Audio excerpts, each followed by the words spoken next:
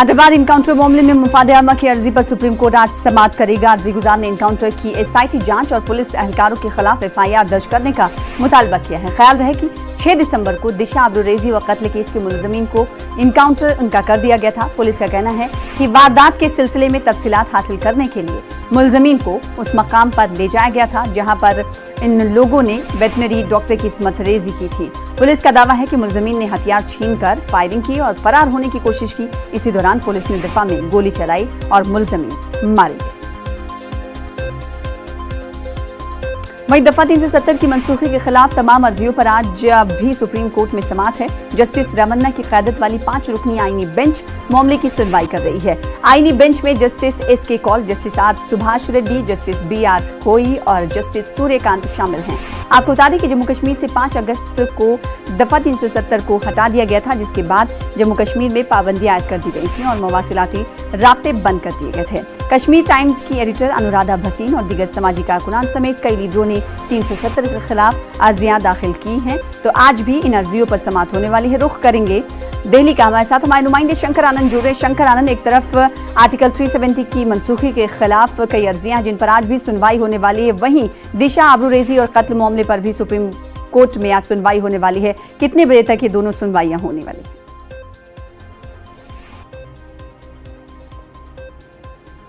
देखिए, आज तकरीबन 10:30 बजे के लगभग में इस मामले पर सुनवाई जो है वो शुरू हो सकती है।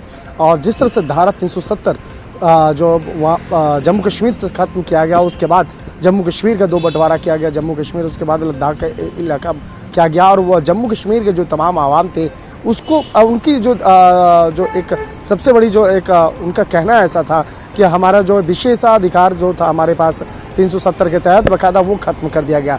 इसी मामले की गंभीरता को देखते हुए बाकायदा शाह फैसल और अन्य जो लोगों ने बाकायदा कई जनहित याचिका को दायर किया था, तो उस मामले में आज सुनवाई होनी है। और इस मामले पर बाकायदा जो तमाम दलीलों को देखने के बाद कोर्ट तय करेगा कि इस मामले में आगे का रुख क्या करना है। हालांकि जिस तरह से जनहित याचिका दायर की गई थी उस मामले में कहा गया था, जिस तरह से एक लोकतांत्रिक प्रणाली से एक संगठन और संसदीय प्रणाली के तहत बाकायदा उनको जम्मू कश्मीर के जो आवाम थे, उनके वहाँ के रहने वाले लोग जो थे, उनको एक विशेष ये सुविधा प्राप्त थी, लेकिन उसको हटाने का कोई औचित्य नहीं था और हटाने का जो फैसला लिया गया वो गलत तरीके से लिया गया। तो इस तरह से बाकायदा जो जनहित याचिका है, हालांकि इस तरह के कई जनहित याचिका जो सुप्रीम कोर्ट में दायर हुए हैं, तो उस मामले में आज जो है बाकायदा आज भी एक मामले में सुनवाई होनी है। तो एक तरह से देखना आज लाजमी होगा कि आज कोर्ट उस मामले को किस तरह से देखता है और किस तरह से दोनों पक्ष की तरफ से बाकायदा इस मामले में दलील दी जाएंगी। हालांकि इतना तो स्पष्ट है कि जब से वहाँ से 370 धारा समाप्त हुआ है, उसके बाद किस तरह के वहाँ पे सिचुएशन बने, किस तरह से वहाँ पे विकास का खाका खींचा जा रहा है और किस तरह से वहाँ के आवाम के लिए केंद्र सरकार और राज्य सरकार मिलकर के वहाँ पे काम कर रही है, इसके बारे में भी बाकायदा कोर्ट को हो सकता है कि सरकारी वकील जो हैं बाकायदा वो इस मामले की जानकारी दें कि 370 के पहले क्या रुख था, उसके पहले क्या क्या व्यवस्थाएं थी और 370 खत्म होने के बाद किस तरह की सुविधाओं को बाकायदा वहाँ पे दिया गया, आवाम के लिए किस तरह से किया जा रहा है और जो विशेष सुविधा की बात हो रही है उस विशेष सुविधा से अलग क्या उनके लिए सुविधाएं मुहैया कराई जा रही है।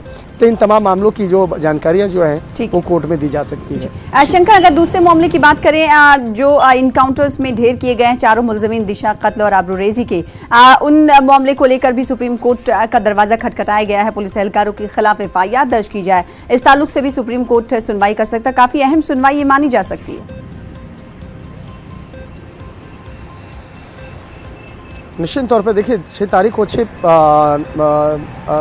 तरह से बाकायदा इनकाउंटर हुआ था और खासकर वो 4 सामूहिक दुष्कर्म करने वाले आरोपियों के खिलाफ जिस तरह से एक मामला दर्ज हुआ, उसके बाद उसकी गिरफ्तारी हुई, गिरफ्तारी के बाद जिस तरह से सबूत को खंगालने के लिए और क्राइम लोकेशन का बाकायदा रिक्रिएशन करने के लिए जिस तरह से बाकायदा उसको लेकर गए थे पुलिस की टीम, और उसके बाद वहाँ पर पुलिस कर्मियों का ऐसा आरोप था कि ये हमारा ही गन छीन करके उसका पिस्तौल छीन करके पुलिस वालों पर ही फायरिंग करने की कोशिश कर रहा था, लिहाजा उसके बाद इनकाउंटर किया गया। तो उससे जुड़े हुए मामले पर जिस तरह से बाकायदा प्रेस वार्ता भी की गई थी, तो उससे कुछ लोग जो है असंतुष्ट हैं। उसको लेकर जो कई जनहित याचिका कोर्ट में दायर की गई है, तो बाकायदा उसी जनहित याचिका पर सुनवाई होगी, क्या वो इनकाउंटर सही था या गलत था। अगर गलत था तो किस आधार पे था और सही है तो किस आधार पे है। तो इन तमाम मामलों की मामले में आज जो दोनों तरफ से दलील दी जाएगी।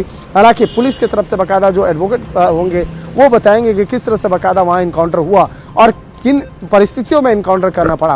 हालांकि जो जनहित याचिका जो दायर की गई उसका जो आधार है कि वहाँ पर उन आरोपियों को पैर में गोली मारी जा सकती थी, उन्हें पकड़ा जा सकता था। वो 4 थे लेकिन आप लोग 200 से ज़्यादा की संख्या में थे, तो आप लोग के द्वारा उसे पकड़ा जा सकता था।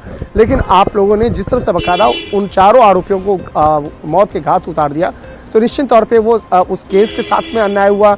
और इसके साथ ही ये भी अभी तक क्लियर नहीं हो पाया था कि वो चारों लोगों ने ही बाकायदा उस सामूहिक दुष्कर्म के मामले को अंजाम दिया था।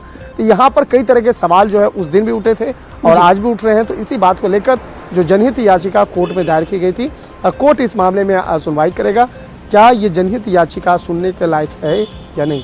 जी जाहिर सी बात, अब देखना ये होगा कि सुप्रीम कोर्ट आज मफाद आमा की अर्जियों पर अगर सुनवाई करता है तो क्या कुछ कहता है। बेहद शुक्रिया शंकर, आगे भी आपसे राब्ता कायम करते रहेंगे। फिलहाल इस वक्त